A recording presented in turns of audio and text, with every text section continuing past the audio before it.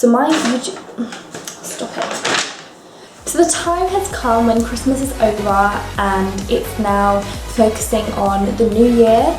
And for many of us, we like to make New Year's resolutions, but the difficult thing and the thing that a lot of people struggle with is keeping to their New Year's resolutions. So I have decided to put together a video for you on ways to help stick to your New Year's resolutions. So for me this year, 2016 has been interesting. I started my YouTube channel, my fitness YouTube channel, and I started that in June, July time.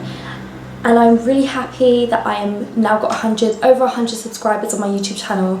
So thank you to everyone who has subscribed, who support me during this. I really do appreciate it. Within this year, I have gained so much knowledge in the fitness industry compared to where I started in 2016. I have become a brand athlete for a sportswear brand, Killa, which I am honestly so delighted for, and I'm so grateful to be part of that brand. So on to ways to help keep you on top of your New Year's resolutions and to stick to your New Year's resolutions. Number one would be make it something that you really want. Emphasis on the you.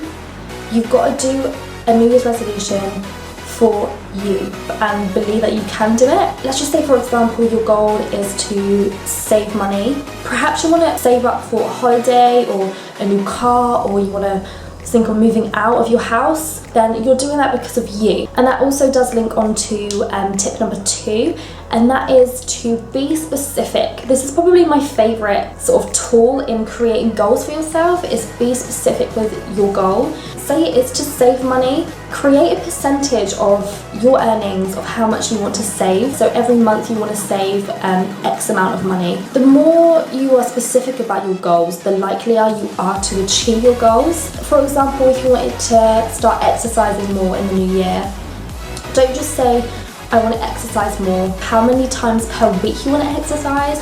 3 times a week? What days are you going to fit your workouts in? If you want to exercise 5 times a week, what days are you going to fit that around? Don't start saying to yourself, I'm going to work out 7 days a week for 2 hours. Because more than likely, you are not going to stick to that. Something might interrupt that. You will find that if you miss one of those days, you're only working 6 days a week, and that's your New Year's resolution out the window. So make sure it is specific to what you want and your goal. Number 3 would be, don't make too many New Year's resolutions. Limit yourself to about 3, maximum I would say about 5. You're going to be focused on that 2 or 3 resolutions. So don't go overboard and creating like a massive long A4 list on New Year's resolutions, because you're just gonna lose track and you're not gonna remember what your resolutions are, and they will again just go out the window and you'll forget about them. Number 4 is to make a plan. So say your goal is to lose weight, create a time frame and set yourself smaller steps on how much weight you want to lose. If you just generalize your goal and you don't have the smaller steps in achieving your ultimate goal, then you're probably gonna lose track and you're not gonna achieve your goal. And the 5th tip is to celebrate your victories, but make sure they don't work against your goal. So say your goal is to save money. By the end of the month, you've saved £200. Don't think to yourself, oh, I'm going to treat myself and I'm going to go on a shopping spree, because that just completely defeats the object of your New Year's resolution and it's working against your victory. So maybe instead, you've managed to save £200, that's really good. Treat yourself to, I don't know, time for yourself, spend some time for yourself. I think it's really important that a lot of people don't look after themselves enough. You've got to look after yourself. You're doing this for you. And I think it's also really important to celebrate your victories. So many people nowadays are so hard on themselves. Don't feel guilty, don't beat yourself up about it. Reward yourself as well, but make sure you reward yourself in the right ways. So that is 5 ways to stick to your New Year's resolutions. And there are so much more ways you can stick to your New Year's resolutions, but I feel like that was sort of the top few for me that I picked out. Now we are on to specifying it to fitness. So my YouTube channel is fitness specific, so I want to put together 8 ideas for New Year's resolutions for fitness people. And number 1 would be to work on your weaknesses. You tend to do exercises that you enjoy, and the reason why you enjoy them is because you can do them We tend to avoid exercises that we are weak at. Instead, in the new year, turn that around. Start working on your weaknesses.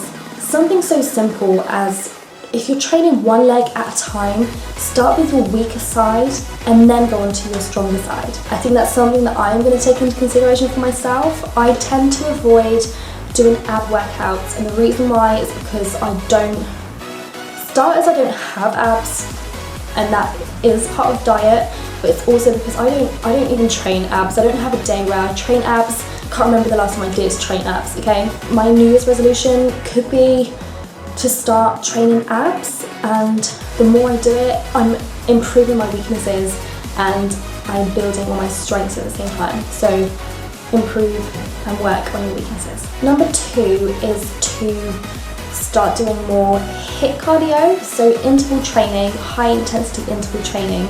Incorporate it into your training 3 times a week. For me, I do HIIT cardio, or I try and do HIIT cardio at least 2 times a week. HIIT cardio helps maintain the muscle, it helps you lose fat as well at the same time. It's like a perfect combination to do. You can do 3 times a week, 20 minutes a go. 20 minutes is so much better than doing an hour running on a treadmill or cross trainer. You'll see results of HIIT cardio, trust me. Third one is to start your day with a protein-rich breakfast. Eggs is the most common one. I like to have smoked salmon in the morning sometimes. The good thing about having a protein-rich breakfast in the morning, you are less likely to binge during the day. Protein fills you up, and mentally, if you start your day with a protein-rich breakfast, you are more likely to keep that up during the day. Number 4 is not fitness specific, but I have been doing this and I feel like it's improved mentally, and it is to practice mindfulness. There is an app that you can get on your phone. It's called Headspace, and it's this little sort of thing there. 10 minutes of your day, a guy talks to you over Headspace and talks you through the steps. Well, I feel it's really important because it allows you to be present within that moment. One of my goals for doing it was because I'm quite an impatient person and I wanted to have more patience with people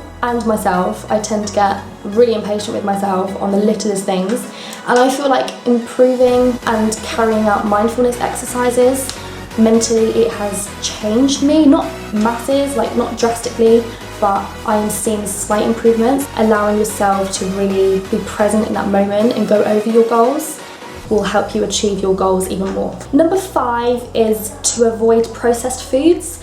This is so generalized, but even the little things such as switching. I've got a really sweet tooth, so if you've got a sweet tooth like me, try and find substitutes for things like chocolate and cakes, and maybe have fruit instead.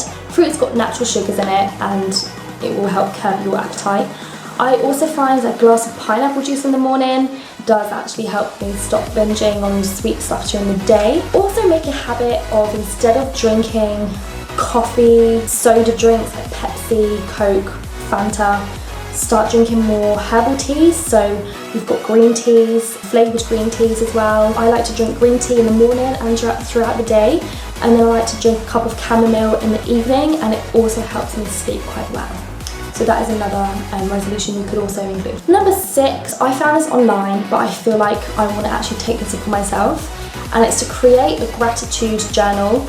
And the idea is, in the morning when you wake up, write down 3 things, or however many you want, things that you are grateful for, and it also gives a perspective on your day-to-day life. I added this point in myself, but I feel like if you go back to your gratitude journal at the end of that day and you write down what you have achieved that day that you are proud of, then I feel like it's going to help you also stay on track with whatever your goals are. Number 7 is to get some soft tissue massages in. This can be anything from sports massages to foam rolling. Foam rolling, I will do a video on this soon about ways you can foam roll. So when you start working out, your muscle builds up tension, and by massaging it helps relieve that tension and improves athletic performance. I go to my massage therapist between 4 and 6 weeks. A few months ago I had a lot of problems with my lower back due to dancing really. And since I've stopped dancing and also going to the massage therapist, my lower back pain has pretty much gone, like completely. That's not an issue for me anymore. The main issue for me is my upper back. I have a lot of knots in my upper back where you're training, you're holding weights when you're doing squats, back motions. A lot of my tension is in my back. So going to the massage therapist every 4 to 6 weeks and having deep tissue massages really does help improve your performance, and it also increases your mobility and your flexibility.